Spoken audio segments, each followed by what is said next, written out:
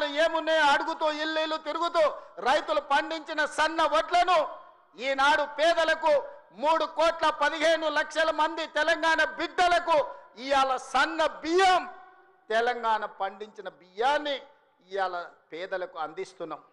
ఎక్కడైనా ఏ రాష్ట్రంలో అయినా ఈ భారతదేశంలో స్వతంత్రం వచ్చి 75 సంవత్సరాలలో నేను ఇవాళ సూటిగా సవాలు విసురుతున్నా. గొప్పలు చెప్పుకునేటోళ్ళు, జబ్బలు చర్చుకునేటోళ్ళు, తొడలు కొట్టుకునేటోళ్లకు సూటిగా నేను సవాలు విసురుతున్నా. ఎన్నడైనా కలలో కూడా మీరు పేదవాళ్ళకు సన్న బియ్యం ఇవ్వాలి. ఈ సన్న బియ్యం తల్లిదండ్రులు కన్న తల్లి తన బిడ్డకు సంటి బిడ్డకు బుక్కడి బువ్వ తినిపించే పథకం ఎన్నడైనా మీరు ఆలోచన చేసిండ్రా? మీరు గడీలలో ఉండి సన్న బియ్యం తింటుంటే, దావతులు చేసుకుంటుంటే, బిర్యానీలు తింటుంటే, పేదవాళ్లకు దొడ్డు బియ్యం ఇస్తే వాటిని తినలేక పశువులకు దానా పెడుతుంటే ఎప్పుడైనా మీకు వాళ్ళ పట్ల కనికరం కలిగిందా అని నేను అడుగుతున్నా. ఇవాళ నేను అడుగుతున్న మిత్రుల ఈ వేదిక మీద నుంచి ఒక ఆయన అంటున్నాడు, ఇంతకాలం శ్రీధర్ బాబు గారు, అట్లూరు లక్ష్మణ్ గారు అనేవాళ్ళు ఆయన పెద్ద మనిషి అని. ఇక ఆయన పెద్ద ఆయనను కాదో నాకైతే తెలియదు, కానీ ఆయన అంటున్నది ఏందయ్యా అంటే ప్రజాపాలన పోవాలి, పాపాల భైరవుడు రావాలంట. నేను అడుగుతున్న మా మిత్రులను, ప్రజాపాలన ఎందుకు పోవాలి? ఫామ్ హౌస్ల పండుకున్న పాపాల భైరవుడు ఎందుకు అధికారంలోకి రావాలి అని నేను అడుగుతున్న ఈ వేదిక మీద నుంచి. ప్రజాపాలన ఆ పెద్ద ఆయననో వాళ్ళ తాతనో వాళ్ళ ముత్తాతలో తెస్తే రాలేదు. ఈ ప్రజాపాలన వచ్చింది లక్షలాది మంది కాంగ్రెస్ పార్టీ కార్యకర్తలు త్యాగం చేసి తమ రక్తాన్ని చెమటగా మార్చి భుజాలు కాయలు కాసేలా మువ్వన్నెల జెండాను మోస్తే ఈనాడు ప్రజాపాలన వచ్చింది.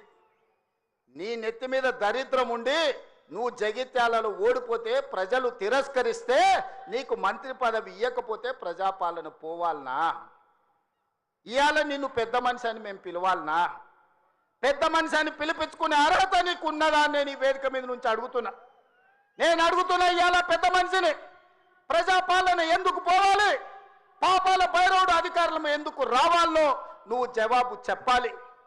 నీ పదవి కోసం, నీ అధికారం కోసం, నీ ఆకాంక్ష కోసం ఆనాడు 1983 చరిత్ర వెనక్కి వెళ్ళి ఆయన పుట్టు పూర్వతరాలు పుట్టు మచ్చలు ఇవ్వాలి. ఈ వేదిక మీద నుంచి నేను చెప్పదలుచుకున్నా. ఆయన నీతేంది, ఆయన జాతేంది, ఆయన దోస్తేందో ఇవాళ మీ అందరి ముందర నేను విజ్ఞప్తి చేయదలుచుకున్నా. మిత్రులారా, 1983లో తుమ్మల నాగేశ్వరరావు గారు సజీవ సాక్షి.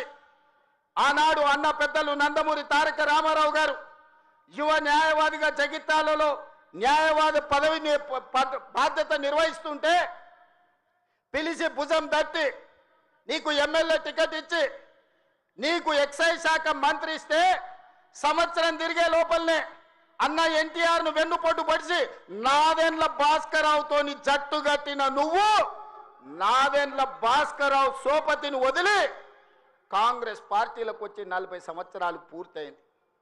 నేను అడుగుతున్నా పెద్ద మనిషిని, ఈ 40 ఏళ్ళు జగిత్యాల నియోజకవర్గమే కాదు కరీంనగర్ జిల్లాలో ప్రతి కాంగ్రెస్ పార్టీ కార్యకర్త 14 ఎన్నికల్లో 11 సార్లు ఎమ్మెల్యే, 3 సార్లు ఎంపీ, 1 సారి ఎమ్మెల్సీ, 14-15 సార్లు బీభావిస్తే దుఃఖాన్ని దిగముంగుకొని ఎన్టీఆర్ను వెన్నుపోటు పడిచిన నిన్ను, నాదెండ్ల భాస్కరరావు అనుచరుడైన నిన్ను ఎమ్మెల్యేగా, ఎంపీగా, ఎమ్మెల్సీగా ఏ ఎన్నికల్లో పోటీ చేసినా వేలాది మంది కాంగ్రెస్ పార్టీ కార్యకర్తలు నిన్ను భుజాల మీద మోసిన మాట నిజం కాదా?